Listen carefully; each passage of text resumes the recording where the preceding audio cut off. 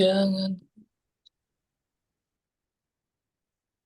Nah, sekarang saya mau beranjak ke materi berikutnya. Yang ini mungkin basic sekali ya dalam penulisan skenario, yaitu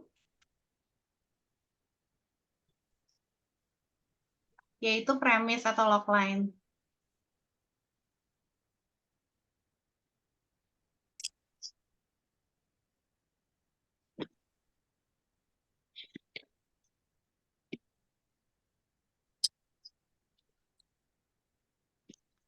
Nah, sekedar review sedikit, kita itu sedang di tahapan, sekarang kita lagi ngomongin di tahapan development.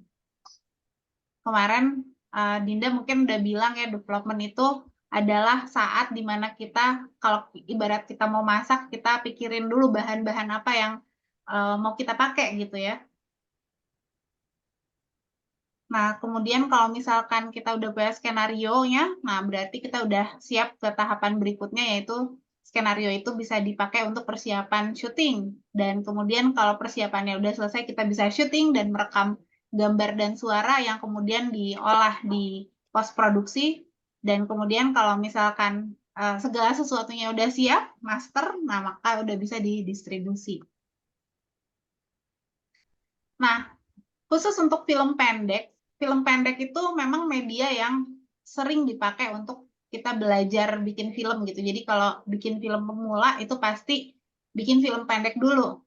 Karena udah jelas kalau film pendek itu kita punya apa ya, lingkup produksi yang lebih kecil dan effort yang lebih kecil juga gitu untuk membuat film pendek, sehingga sangat cocok untuk jadi apa ya, jadi bahan pembelajaran pemula gitu. Nah, film pendek itu yang pertama batasannya berarti oke, kita tahu budget kita harus kecil gitu. Kalau bisa budgetnya nol, oke, nggak apa-apa, bisa. Nah, terus durasinya tadi udah sedikit dibahas ya, anggaplah dari 1 menit juga ada sih, tapi biasanya di 1 menit itu kita benar-benar terbatas banget dalam bercerita. Saya batasin misalnya 5 sampai 20 menit. Nah, kemudian batasan film pendek itu karakternya juga biasanya sedikit. Seperti film Right Place yang tadi kita udah tonton, itu kan karakternya fokus ya ke satu orang unik ini ya, satu orang yang dia sangat teratur. Ada sih beberapa karakter lainnya tapi nggak banyak gitu, nggak banyak muncul. Munculnya tuh fokus ke satu orang ini gitu. Setting juga biasanya sih ada film pendek yang itu tuh fokus di satu set itu aja. Ibarat kita kalau nonton teater gitu ya, panggungnya tuh ya udah settingnya nggak ganti, cuman itu aja dari awal cerita sampai akhir cerita, kita cuman apa namanya, ada di satu set yang sama. Dan maksudnya waktu berjalannya cerita itu juga berada di waktu yang pendek gitu. Misalnya hanya dalam waktu 2 jam gitu. Kalau di real time-nya 2 jam, tapi di filmnya 5 menit misalnya. Atau misalkan menceritakan 1 hari dari seseorang gitu. Ini batasan-batasannya. Nah, dari batasan-batasan ini emang ada banyak hal yang kita agak susah ruang berceritanya. Misalnya gini, misalnya sering banget tuh saya pengen ceritain ada seorang anak yang punya keterbatasan ekonomi, tapi dia bercita-cita jadi dokter misalnya. Nah, kita bayangin kalau kita punya waktu 5 menit misalnya untuk menceritakan itu, kok kayaknya susah ya membuat uh, penonton kebayang perjuangannya gitu. Ya mungkin ada sih kayak iklan-iklan Thailand, mungkin ada yang tahu ya.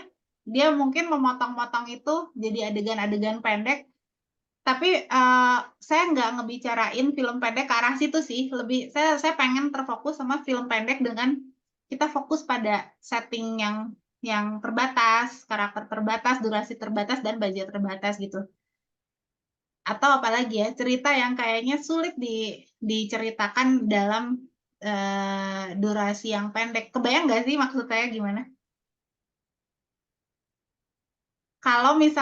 Tapi kalau misalkan kita mau ngegambarin bagaimana seorang mahasiswa yang dia harus semalaman begadang karena mengerjakan pekerjaannya gitu, udah gitu jam 7 pagi dia udah harus ada di ruang ujian untuk mengikuti UAS misalnya. Nah, itu bisa banget kita wadahi dalam film pendek ini. Tapi kalau yang tadi ya, ada seorang anak dengan keterbatasan ekonomi, dia ingin menjadi dokter, nah itu kayaknya waktu 5 menit itu akhirnya nggak cukup untuk bisa menceritakan um, impian yang terlalu jauh itu gitu, angan-angan yang terlalu jauh itu.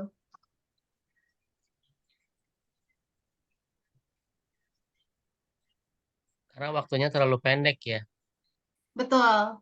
Takutnya kayak orang kebayangnya, gampang banget dia mencapai apa yang dia tuju, padahal orang kebayang itu tuh hal yang berat untuk dia capai, kayak gitu. Nah, alur kerja penulis skenario seperti ini ya. Jadi kita tadi udah ngomongin soal ide. Dari ide kita kembangin menjadi premis. Hari ini kita akan ngomongin soal premis. Terus dari premis kita kembangin. Premis itu biasanya 1-2 kalimat aja. Dari 1-2 kalimat itu kita kembangin lagi jadi sinopsis. Sinopsis itu kalau film pendek mungkin terdiri dari 3 paragraf. Dari sinopsis ini kita kembangin lagi menjadi outline. Outline itu kita udah kebayang adegan-adegannya seperti apa. Jadi bentukannya tuh udah scene 1 adegannya si A ngapain gitu. Scene 2 adegannya si B, si A ngapain dan seterusnya. Nah, tapi masih singkat-singkat aja gitu ya.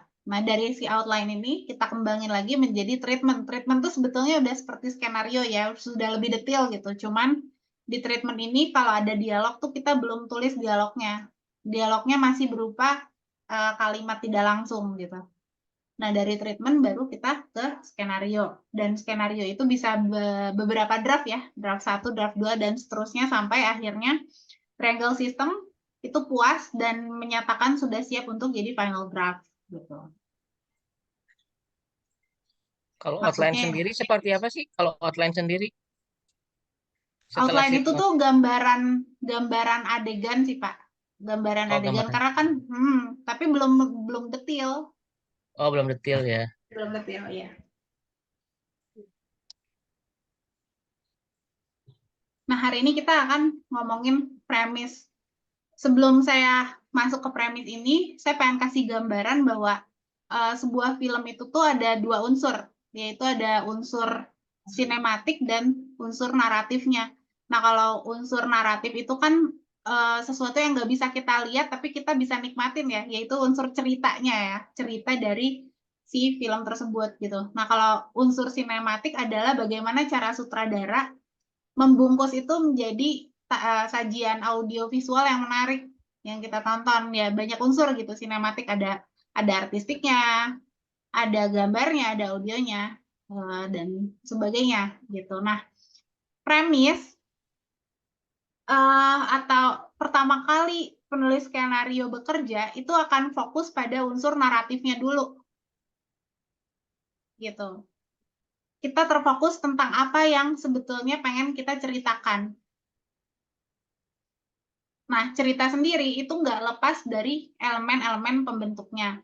Semua elemen itu terangkum dalam 1-2 kalimat yang kita sebut premis, atau ada juga yang sebut logline. Tapi kalau logline itu lebih kayak kalimat yang dirangkai lagi untuk kita presentasi ke investor. Nah, premis ini akan menjadi tulang punggungnya skenario. Jadi apa ya? Ya, dia menjadi penopang lah dalam keseluruhan cerita gitu. Mau itu film 5 menit, mau itu film 1 jam, 1,5 jam, itu uh, akan mengacu pada 1-2 kalimat dulu. Premis ini menjadi acuan untuk tahapan penulisan skenario berikutnya, mulai dari sinopsis, outline, hingga skenario. Jadi biasanya kalau kita premisnya belum yakin, kita nggak akan bergerak ke tahapan berikutnya, kita nggak akan nulis sinopsis.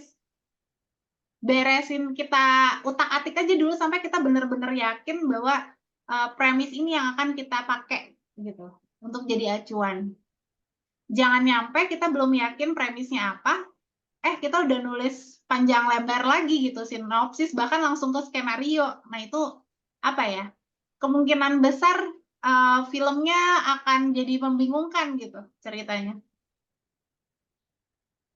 Nah, premis itu apa sih? Premis itu adalah rumusan kalimat tentang siapa yang amat menginginkan sesuatu, lalu dia berupaya mencapainya dengan cara tertentu, namun dalam upayanya itu dia harus menghadapi kesulitan. Jadi ada 4 elemen pembentuk premis, yaitu yang pertama adalah karakter, kemudian yang kedua itu tujuan si karakternya apa, yang ketiga apa metode yang dia gunakan untuk mencapai tujuannya, dan yang keempat adalah konflik.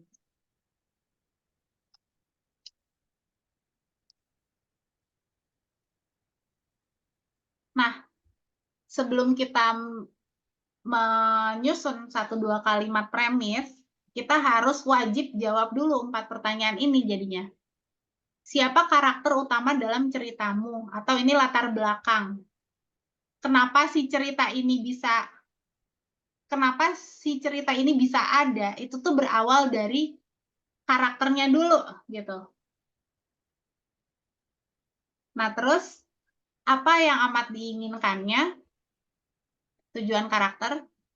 Terus pertanyaannya lagi, bagaimana cara si karakter utama ini mencapai tujuan? Apa metodenya? Dan terus sepanjang cerita, apa yang menghalanginya saat berupaya mencapai tujuan? Konflik. Atau ada juga yang bilang, apa pertaruhan jika dia tidak mencapai tujuannya? Itu juga bisa konflik.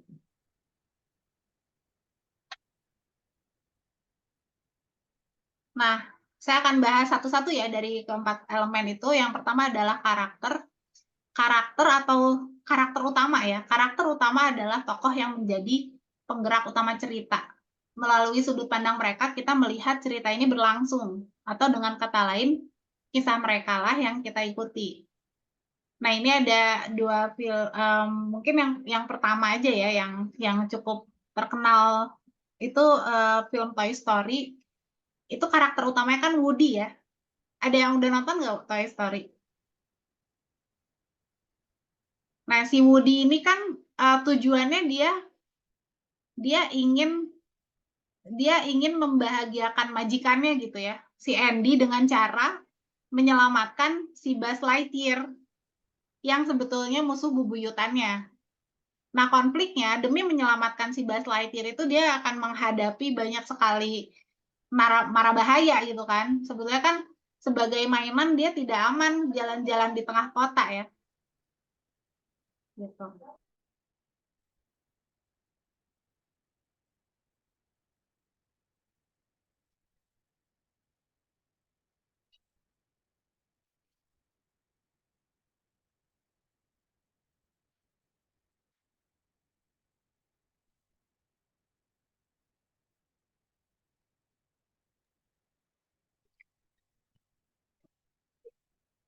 Ada yang mau ditanya dulu nggak karakter?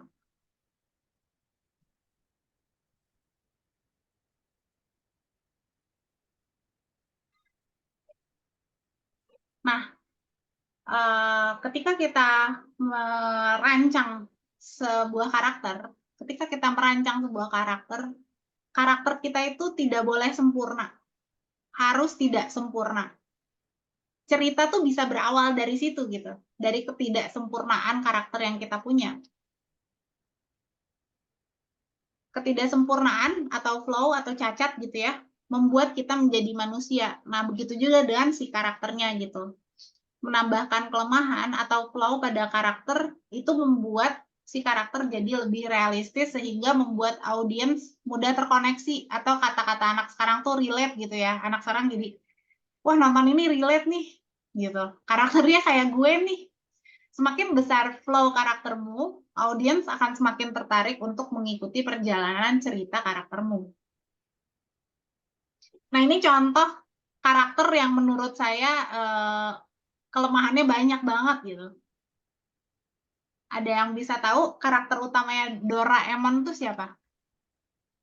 Nobita kah? Betul, Nobita. Nobita. Si Nobita itu kan dibentuk dengan karakter yang sangat apa ya? Sangat lemah ya. Dari segi kecerdasan dia kurang. Kalau dia berantem sama Giant dia kalah, ya kan?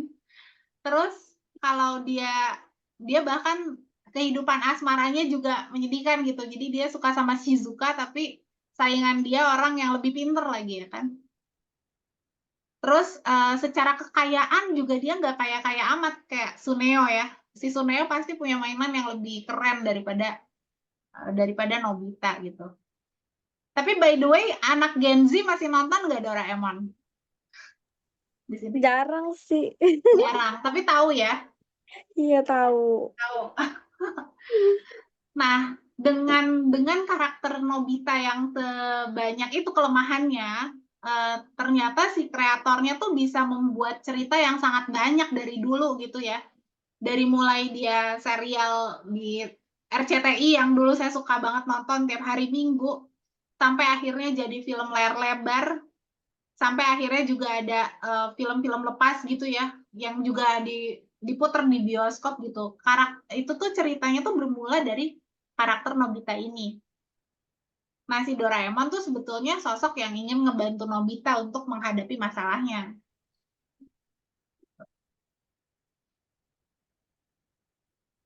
Nah, karakter Right Place ada yang bisa mendeskripsikan nggak? Karakternya seperti apa? Karakternya ada seorang laki-laki yang nyentrik ya, seorang laki-laki yang nyentrik yang dia itu terobsesi pada kerapihan ya kan? Atau ada yang mau nambahin karakternya? Ini saya referensinya masih film yang saya pernah bikin sih. Nah, ini tapi karena kita semua belum semua nonton film HP Dinas, saya agak susah ngejelasinnya. Nah, ini tapi saya bacain aja ya. Karakter HP Dinas, saya pernah bikin film judulnya HP Dinas. Saya bikin karakternya itu dia tuh sulit berbaur, kelemahan dia adalah sulit berbaur dengan teman-temannya karena tidak punya smartphone. Dan dia adalah anak dari seorang warga yang baru menjabat sebagai ketua RW. Kayak gitu. Ada yang mau nambahin nggak? Kalau film Right Place, karakternya seperti apa? Ya, tadi udah saya sebutin ya. Jadi dia tuh di Right Place, udah pada nonton kan tadi Right Place itu dia terobsesi pada kerapihan, ya kan? Dan dia kayak sulit berbaur dengan orang pada umumnya gitu. Yang mungkin nggak terlalu terobsesi seperti dia gitu. Nggak akan terlalu terganggu lah dengan hal-hal yang sedikit berantakan. Tapi dia nggak bisa. Semuanya harus ada di the right place tadi ya. Harus ada di tempat yang sebenarnya gitu. Nah, elemen yang kedua adalah tujuan. Nah, di tujuan ini penonton tuh harus melihat ada sesuatu yang berubah di awal film sama di akhir film. Nah, di film Right Place tadi mungkin dari dia tidak bisa diterima sebagai seorang pekerja, jadi dia bisa diterima sebagai seorang pekerja gitu ya. Bener nggak? Tujuan dia tuh dia ingin bisa diterima di tempat kerjanya gitu kan. Diterima sebagai manusia lah, sebagai dia apa adanya gitu. Ada yang mau menyanggah? Bener nggak? Tujuan Right Place itu ya.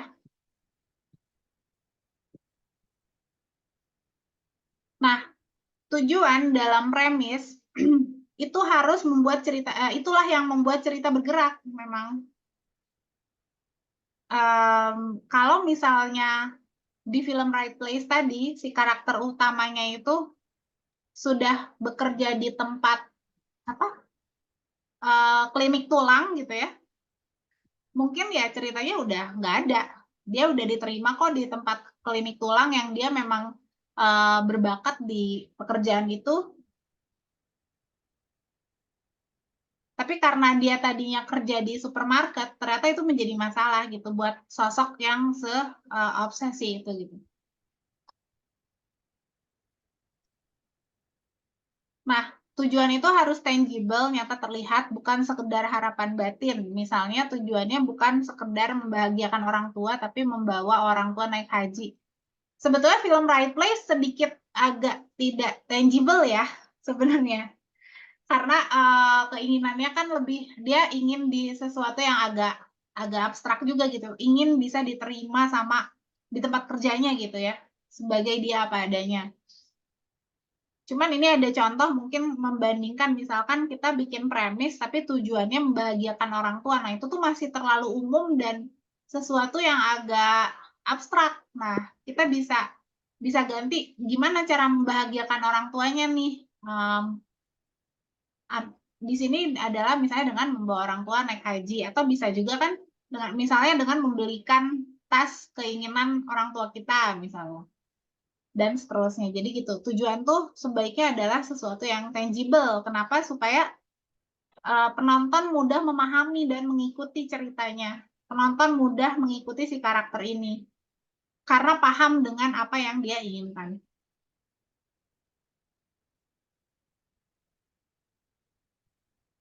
Nah, tujuan karakter biasanya tidak sesuai dengan kebutuhan karakter.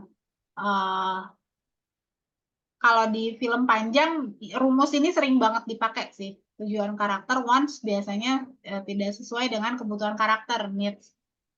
Kalau kayak di film cerita yang di HP Dinas itu, apa ya? Kalau di film The Right Place, saya agak susah sih menemukan contoh itu ya. Oh, kalau di film The Right Place gini, dia sebetulnya keinginannya adalah diterima di tempat kerja dia di minimarket gitu. Keinginan dia diterima di situ. Tapi ternyata kebutuhan dia harus keluar dari situ. Dia harus bekerja di tempat lain supaya dia bisa diterima gitu. Dia nggak bisa ngotot apa ya? Dia nggak usah berusaha menyesuaikan diri atau dia nggak bisa ngotot di tempat yang memang bukan tempatnya.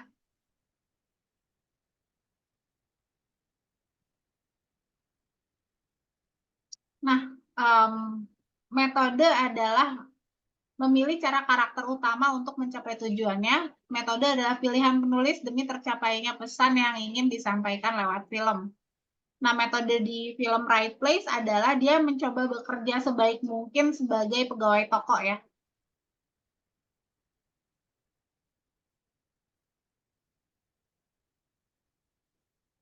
Dan konflik adalah halangan yang hadir di sepanjang perjalanan karakter dalam mencapai tujuan. Atau bisa juga konflik ini adalah apa yang dia pertaruhkan ketika dia tidak mencapai tujuannya. Misalnya kalau di film Right Place, nah konflik di film Right Place itu muncul dari dirinya sendiri.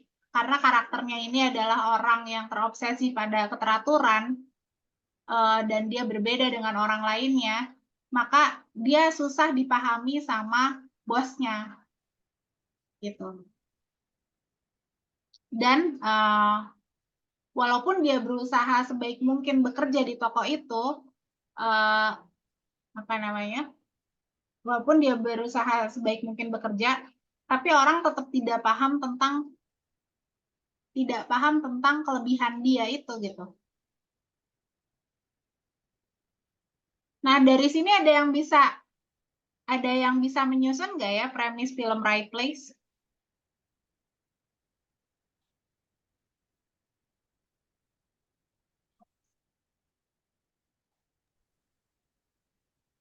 Tiga kata itu ya, Kak? Menyusun jadi coba kalau kita susun ya. Coba kita susun. Ini juga saya kali pertama bikin premis ya loh, belum belum belum potret apa ya premis film Right Place, tapi kira-kira kayak gitu ya kalau kita breakdown si karakternya.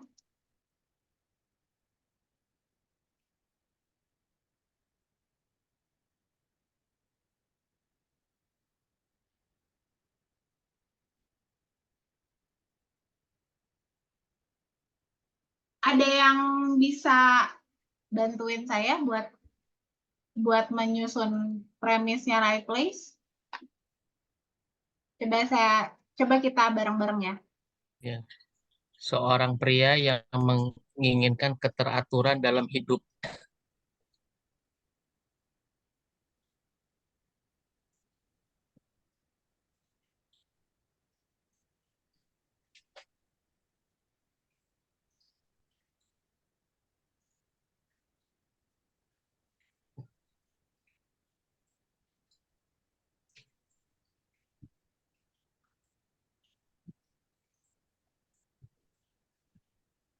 Nah, ini coba kebaca nggak teman-teman? Baca Baca ya, karakternya kan ada seorang pria yang menginginkan keteraturan ya, mungkin ya. sebenarnya dia tuh terobsesi gitu sih sama Terobsesi menurut ya. saya.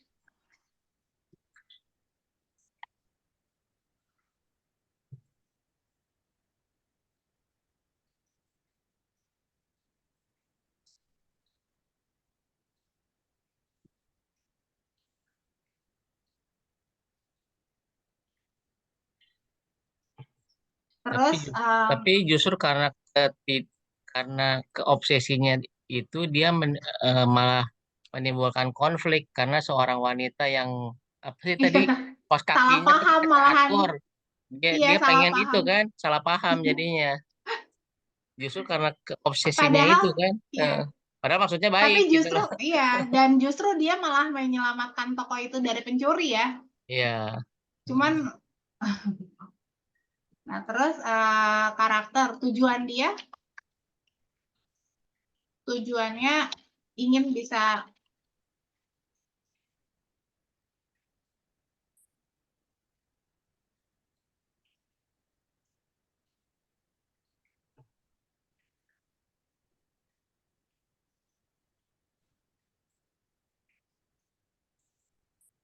Kalau ternyata beda, boleh. dia Setelah lihat videonya kedua kali, eh apa tujuannya agak beda tadi? Apakah memang harus sama? enggak boleh sih apa? Kira-kira yang dianalisa Kalau sama lihat tadi itu, lihat videonya tuh, ya, tujuan utamanya adalah dia ngerasa meskipun dia berbeda sama berbeda sama orang lain, tapi dia masih tetap percaya ada satu tempat yang bakal nerima orang itu apa adanya. Jadi mungkin kalau tujuannya dia nggak ada spesifik di situ, cuma dia selalu berjalan percaya bahwa ada satu tempat yang cocok dengan kepribadian dia. Kalau saat videonya gitu tadi tujuan dianya.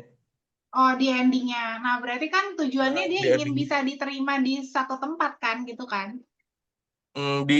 Tapi nggak spesifik sih ya. Jadi lebih ke arah kalau saya lihat tuh di suatu tempat gitu.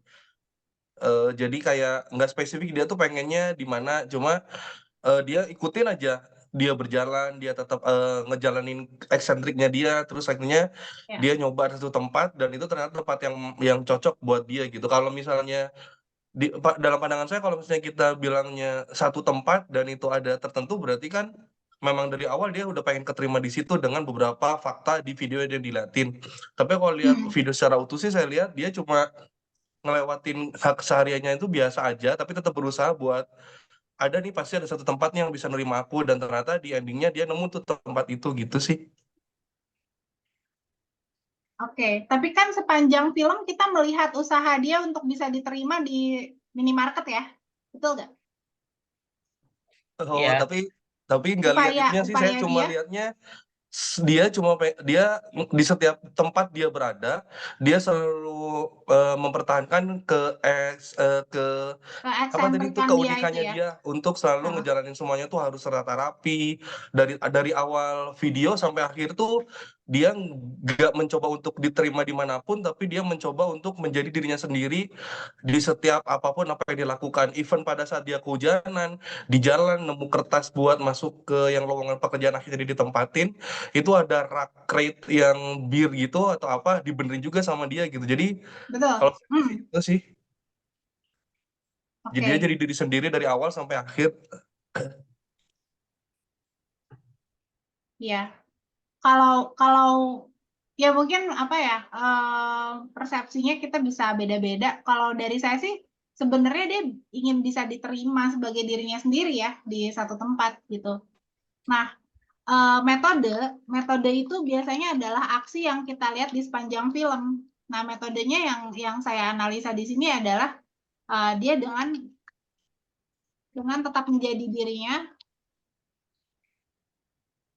bekerja sebaik mungkin di sebuah minimarket gitu. Kalau enggak, kenapa sebagian besar yang kita saksikan di film tersebut adalah ketika dia bekerja di minimarket kan, ya nggak? Gimana Mas Afriandri? Gimana, Kak? Ya, dari sini mungkin saya coba beresin dulu apa yang ada di kepala saya, nggak apa-apa ya? Iya, nggak apa-apa, Kak. Bangga. Kalau di kepala saya kayak gini sih. Nah, konfliknya adalah sisi eksentrik pria ini susah diterima oleh orang kebanyakan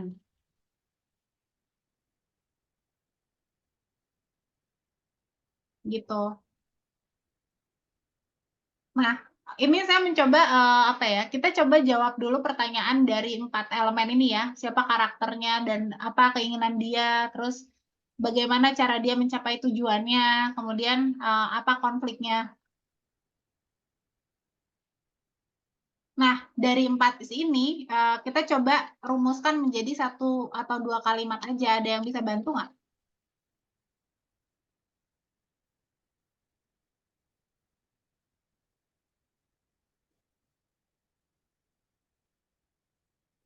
Misalnya seorang pria yang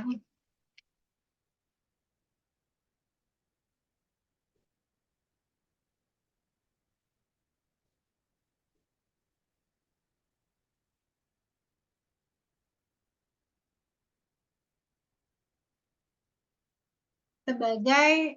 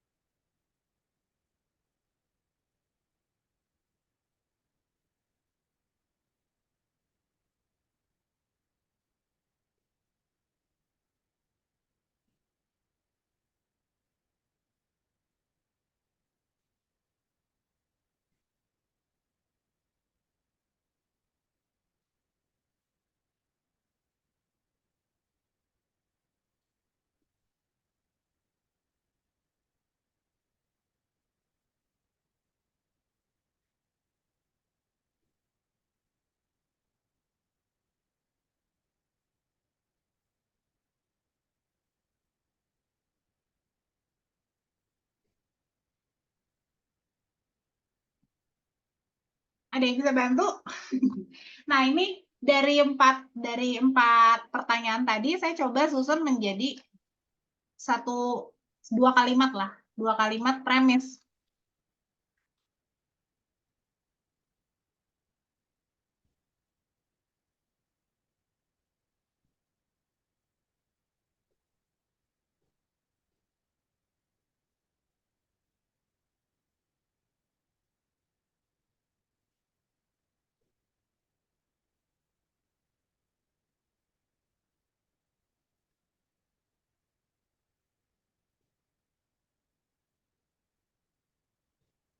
Konfliknya saya agak susah nih nemuin kata-katanya, ada yang bisa bantu nggak?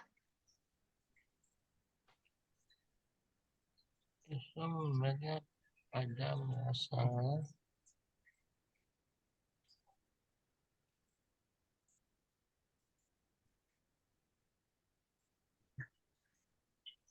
Mungkin bisa kayak misalnya justru membuatnya tersisih dari masyarakat yang tidak memahami kebiasaannya. Justru, Masalah yang menimbulkan kesalahpahaman mungkin ya. oh iya ya, justru, oh iya ya, berarti dia selain selain terobsesi pada keteraturan juga dia orangnya komunikasinya buruk ya memang ya. Itu juga.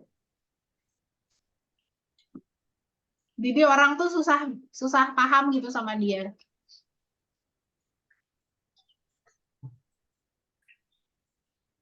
Nah,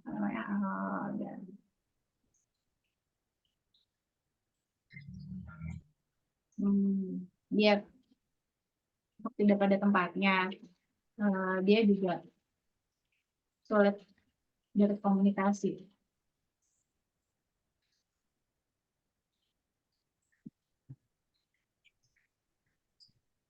Ada yang mau komentar nggak soal film Right Place tadi?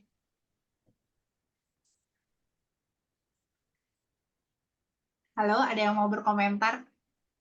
Ada yang menikmati nggak ya? Terhibur dengan film Right Place nggak? Ya Saya lucu sih Kak aja, lucu. Lucu. Ya, Mas Afriandri ada komentar? ada sih Kak, tapi agak terlalu umum mungkin kalau ini. Jadi yang pertama saya udah karena kita kan biasanya sebelum nonton tuh kan secara nggak langsung nge-trigger database film-film yang udah kita tonton ya Kak ya. Iya. Nah saya pas saya nonton itu tuh kayak wah ini kayaknya apa tentang psikopat nih karena saya pernah nonton drama Korea. Salah satu identifikasinya tuh criminal profiler. Nah, salah satunya tuh persis banget sama yang dia lakuin awal-awal. Cuma Oke. ketika berjalannya cerita, oh ini anak orang yang bisa dikatain freak ya. Jadi kayak tadi tuh apa Bu? Break ya. Apa Kak? Nyentrik gitu ya. Di Iya. mana memang di mana emang eh, pada umumnya ketika ada yang nyentrik tuh nggak langsung diterima. Tapi di situ juga saya lihat sebenarnya eh, hampir nggak ada lucunya gitu ya kalau saya lihat sih. Tapi kayak lebih ke arah terkadang ketika kita ngelewatin hidup tuh memang ada yang perlu perlu kita pegang teguh dimanapun kita berada. Tapi nggak nutup kemungkinan juga kita untuk berubah. Nah, mungkin di sini saya lihat yaitu sih integritas itu sih. Jadi ketika memang kamu ngerasa bahwa itu tuh emang bener dan kamu ngerasa itu nggak salah, tapi orang lihat bahwa itu sebuah kesalahan, mungkin bukan mungkin bukan kamunya yang Oh. salah, tapi kamu di Hmm. tempat yang salah, tetapi orang yang benar. Iya. Kalau saya sih lihatnya moralnya seperti itu sih, kayak kayak kayak sebuah berlian kalau dikasih ke tukang obat juga nggak ada nilainya, tapi ketika Benar. diberikan kepada orang yang membutuhkan sebuah perhiasan nilainya besar, nilainya mahal gitu. Kalau saya lihat sih itu tadi, terus konsistensi dia, meskipun dia dapat perlakuan seperti itu konsekuensi ya. Tapi kan banyak orang yang gak berdamai juga dengan konsekuensi. Ketika dia melakukan sesuatu, dapat konsekuensi, dia malah ngerasa dunia itu nggak nerima dia. Padahal ya dia harus berdamai juga ketika dia punya ide yang harus dia pegang, dan ketika orang lain menolak ya jangan salahkan orang lain karena orang lain juga kan punya standar yang mungkin nggak bisa nerima ide kita, dan mungkin juga ide kita nggak keterima sama dia. Tapi bukan berarti Iya. kita harus nyerah dengan nyimpen ide kita, tapi kita terus jalanin ide kita, kita pegang ide kita sampai suatu saat memang ada orang yang tahu banget ide kita tuh sebagus apa, akhirnya optimal tuh. Seperti itu sih Kak kalau saya lihatnya. Oke. Asik nih, apa namanya, nemu pesan moral yang keren ya. Jadi bener juga ya. Padahal menurut saya sih apa ya, dibawainnya saya terhibur sama Right Place. Kenapa? Yang pengen saya sorot di sini adalah tentang film pendek ya. Di film pendek tuh kan tempat kita bisa bereksperimen. Nah, film Right Place nih menurut saya sangat eksperimental gitu. Dan si pembuatnya sangat bersenang-senang dengan konsep yang dia bikin gitu. Kita bisa ngelihat betapa kayanya dia nge-explore artistik di sini, ya kan?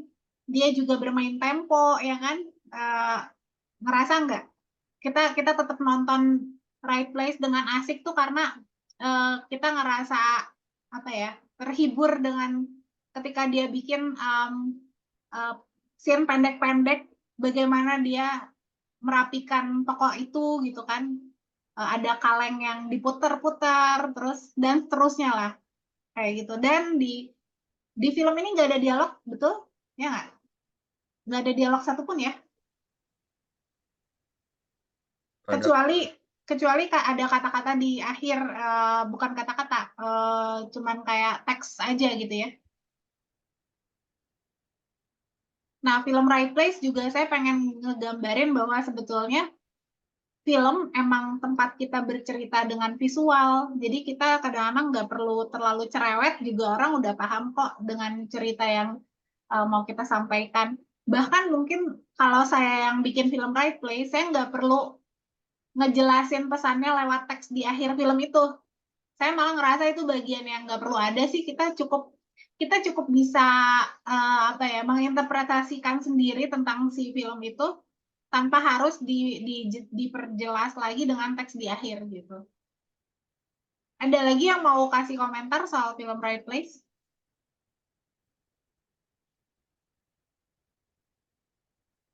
Halo? Oke, nah ini saya coba ya. Ya kalau saya masih mau menonton belum kelar sampai habis ya. Cuman kalau saya lihat karakternya ini, si pria ini adalah hampir sama seperti karakter di film apa ya? Lupa saya judul filmnya. Film Jack Nicholson dulu.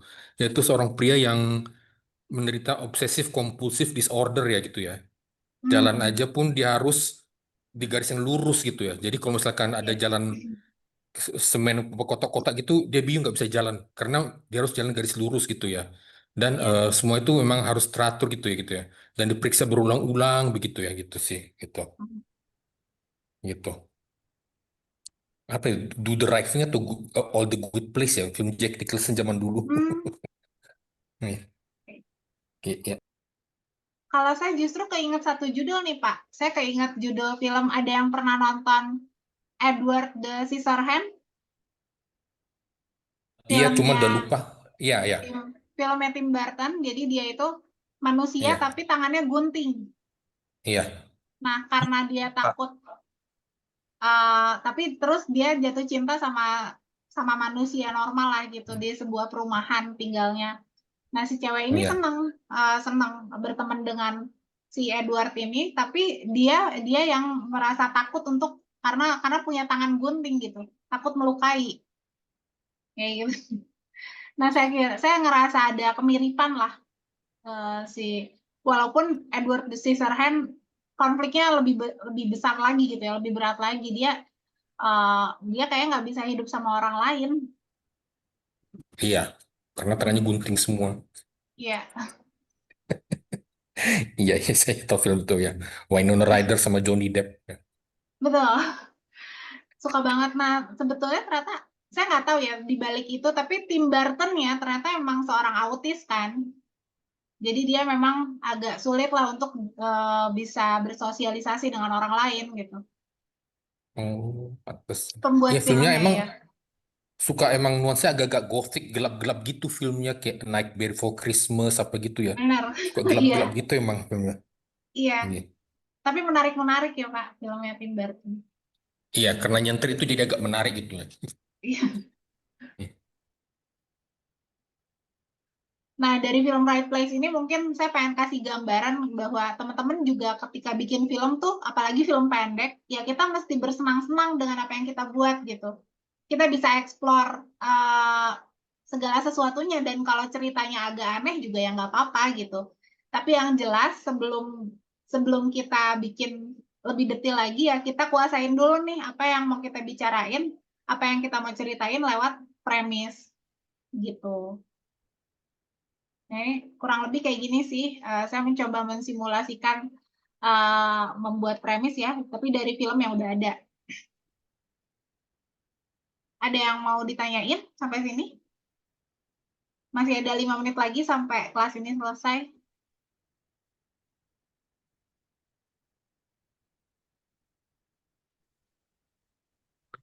Maaf baru Google itu filmnya itu yang saya maksud tuh As Good As It Gets tahun 97 atau Oh, 98.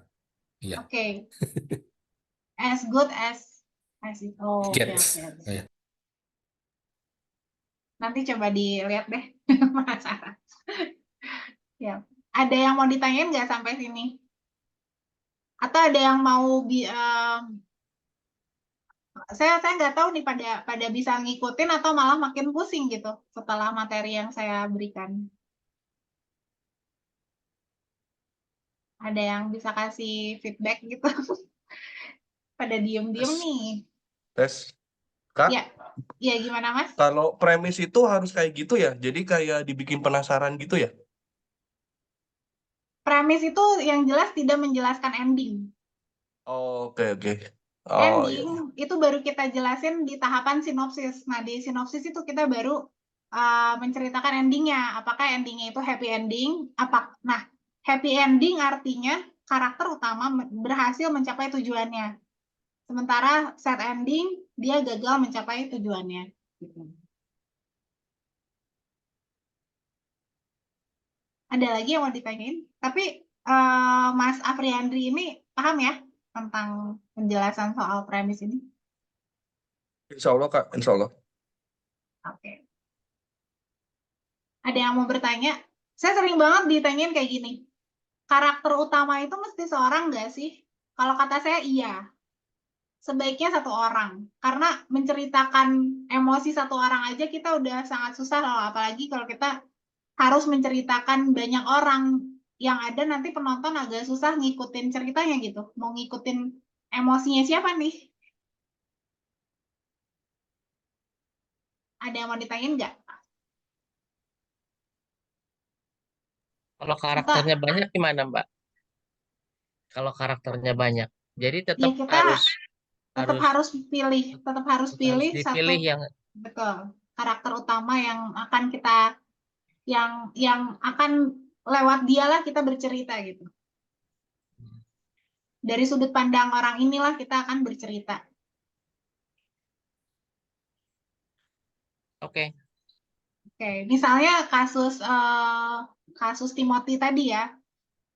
Kalau kita mau bikin filmnya, nah kita bisa bikin dari sudut pandang mana aja tuh bisa kan. Kita bisa jangan-jangan kita dari sudut pandang dokter yang sekarang lagi dibully sama media massa nih, yang calon dokter yang dianggap tidak punya perasaan itu. Atau kita bisa sudut pandangnya dari orang tuanya Timothy. Nah, masing-masing kan punya konflik masing-masing kan, dan tujuan masing-masing gitu. Kebayangkan? Jadi kenapa saya bilang ya karakter utama itu memang sebaiknya satu orang aja. Gitu.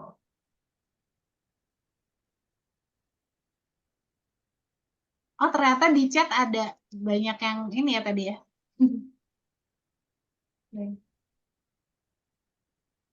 Justru melalui dedikasi ekstrimnya terhadap keteraturan itu, ia menemukan identitas dan penerimaan di dunia yang dulunya tampak tidak memahaminya. Oh, oke, oke, oke.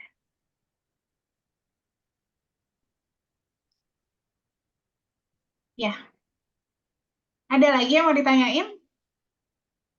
Oh iya Kak, mau nanya nih, mungkin di luar. Ya, Pertanyaan gini, berapa sih budget yang harus dikeluarkan dalam pembuatan film pendek? Yang kedua itu, apakah film pendek ini bisa komersilkan? Karena menurut saya jangan cuma karya seni gitu, tapi ada nilai ekonomi yang bisa untuk dijual gitu. Kan kalau film layar lebar kan biasanya kita dapat fee-nya itu dari jumlah penonton yang bayar tiket ya Kak. Nah kalau untuk film pendek ini biasanya dari mana ya? Kalau misalnya untuk ya. dikomersil. Nah, pertanyaan pertama, berapa sih budget untuk film pendek? Nah, itu balik lagi ke sumber daya yang kita punya. Kalau kita misalkan sumber daya yang kita punya, pertama kita punya temen yang aktingnya bagus, udah gitu mungkin good looking gitu ya, enak dilihat, Talent ya, talent. talent, oke. Terus kita punya handphone yang kualitas kameranya oke gitu ya, ya cukuplah. Kayak sekarang handphone juga udah bisa bikin video yang bagus kan, asal kita ngerti cara nggunainnya gitu ya. Menurut saya film pendek itu bisa dari zero budget gitu. Kalau misalkan teman-temannya misalnya mau pada patungan, yuk kita bikin film ini nanti patungan deh, makanan konsumsi bisa masing-masing nih. Terus kamera ya udah pakai handphone aja misalnya. Terus kalau nggak mau ribet ada lighting, berarti ceritanya kita bikin di outdoor aja deh, jadi nggak butuh lightingnya pakai matahari aja gitu kan. Itu bisa banget. Tapi kalau misalkan kita mau, lagi-lagi ya tergantung lingkup produksinya atau production value-nya gitu. Tapi kalau misalnya kita pengen ngehasilin gambar yang cukup oke, ya berarti mau nggak mau kita harus ngelibatin kru gitu. Tapi itu ya, jangan sampai yang pengen saya bilang di sini, karena saya anggap kita semua pemula lah ya dalam membuat film. Jangan sampai keterbatasan kita itu jadi menghambat kita untuk nggak berkarya gitu. Menghambat kita untuk berkarya, kita mesti berkarya. Nah, dengan budget sedikit pun, sesedikit apapun sebetulnya, asal kita punya ide, kita bisa kok bikin film pendek. Tergantung idenya.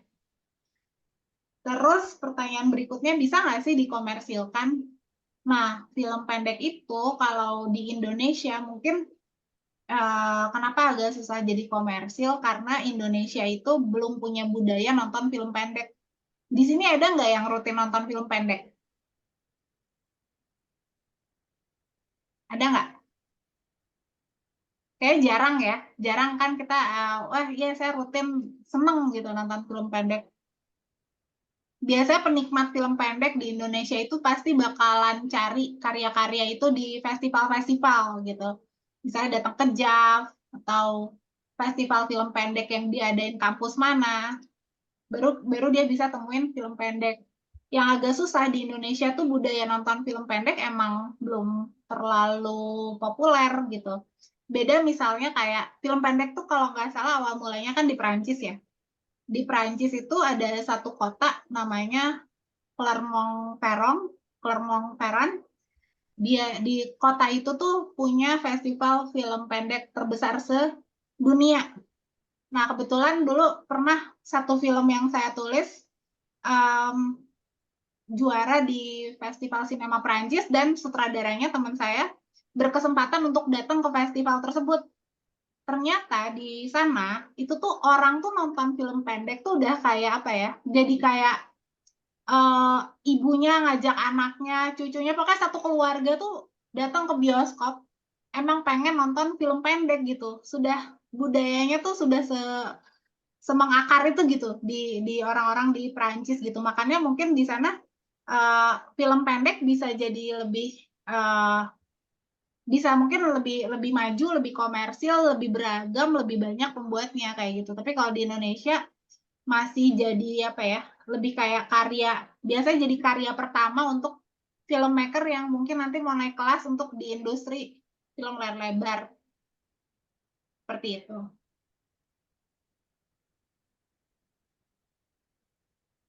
Gimana, Mas Mardi, cukup menjawab ya? Cukup. Kebetulan saya juga kemarin ada teman kan dari dari Cinemas ya. Dia itu bikin film-film pendek, tapi saya pengen collab sama dia itu untuk di layar lebarkan gitu. Oh iya, satu lagi. Sebetulnya ada platform yang sudah mulai bisa film pendek itu komersil. Namanya Bioskop Indonesia, kalau nggak salah. Coba ya, Bioskop Indonesia apa ya? Yang itu tuh platformnya dibuat sama Visinema. Kalau film pendek untuk di-upload di YouTube itu biasanya bisa kita dapat untuk namanya Bioskop Online. Sorry, Bioskop Online. Bioskop Online. Kalau di YouTube kan, YouTube tuh baru bisa dimonetisasi kalau untuk berapa jumlah subscriber tertentu gitu ya, kalau nggak salah. Iya, di Bioskop Online, jadi kita kayak beli tiket buat nonton film, termasuk film pendek. Jadi udah ada sih film pendek yang dapat penghasilan dari tiket tuh udah ada.